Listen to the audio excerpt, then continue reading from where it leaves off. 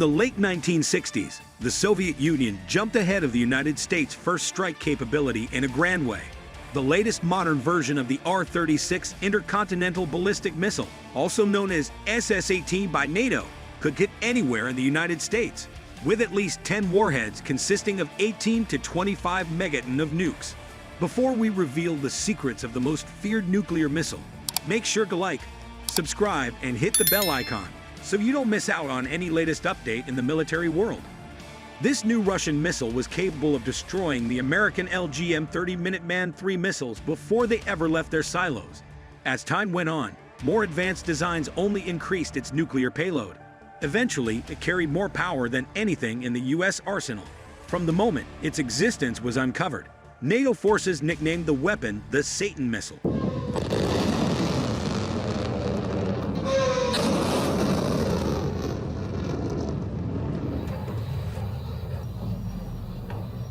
The R-36 is a family of modern warfare missiles. The original, which was named SS-9 by NATO, was the USSR's second intercontinental ballistic missile. Its 1966 design allowed it to be fired into space, and it could stay in orbit around the Earth for an indefinite period of time. This development led to Article 4 of the 1967 Outer Space Treaty, which prohibits nuclear missiles and other weapons of mass destruction from remaining in Earth's orbit. Although the Outer Space Treaty's conditions calmed some of the panic around the R-36 missile, the USSR's second version of the weapon wasn't going to make anyone feel better for long. The first model featured only a single 20 megaton nuclear warhead. The second version, R-36M, however, featured multiple re-entry vehicles, which were the actual nuclear warheads.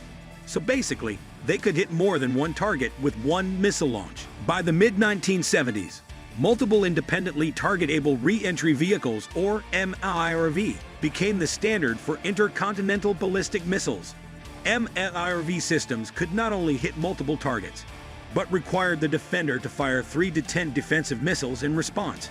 On top of the overwhelming missile defenses, it provided greater first strike firepower, which was an absolute game-changer.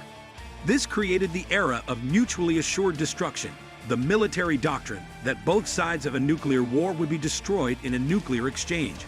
If a nuclear war broke out, both sides would fire all their missiles.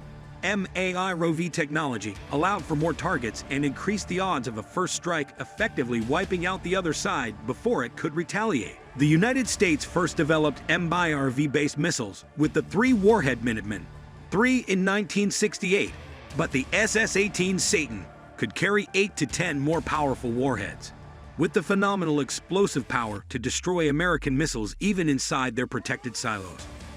When the Satan system became fully operational in 1975, the U.S. worried it would no longer survive a Soviet first strike and began working day and night on missiles with more and more warheads.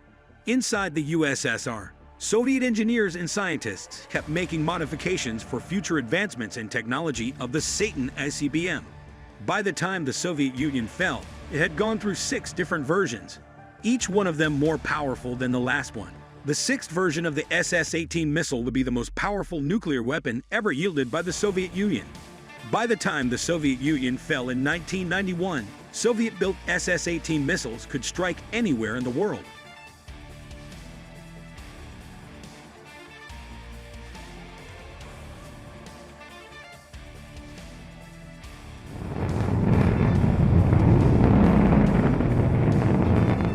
It wasn't until the development of ballistic missile submarines the United States could reasonably guarantee that it would be able to retaliate in the event of a Soviet first strike. This third part of the nuclear triad, the other 2 are land-based ICBMs and nuclear-equipped bomber aircraft, continues today. American ballistic missile submarines can carry up to 24 Trident II missiles, each with 14 re-entry vehicles. Land-based MIRV missiles like the Satan missile were banned by the 1993 United States-Russia START II agreement, but Russia withdrew from that accord in 2002 after President George Washington Bush administration withdrew the United States from the 1972 Anti-Ballistic Missile Treaty, which limited the number of defensive missiles each country could maintain. The Arms Control Association reports that as of 2022, Russia still has approximately 46 SS-18 missiles, each with 10 warheads, on top of its other deployed ICBM, an estimated 320 in all. While Russia plans to dismantle its Satan missile stockpile under the terms of the 2012 New START agreement, it is still building new intercontinental ballistic missiles technology. Now we will discuss Russia's latest RS-28 Sarmat missile, which has been nicknamed Satan II.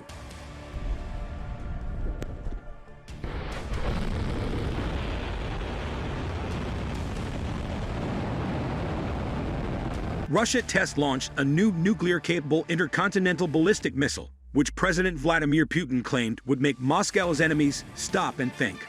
Putin was reportedly shown on television being told by the military that the long-awaited Sarmat missile had been test-launched for the first time from Plesetsk region in northwest Russia and hit targets in the Kamchatka Peninsula, nearly 6,000 kilometers or 3,700 miles away. Russia's newest weapon, the RS-28 Sarmat Satan II missile, with 10 heavy re-entry vehicles and each of them with enough payload to wipe out an area the size of Texas or France.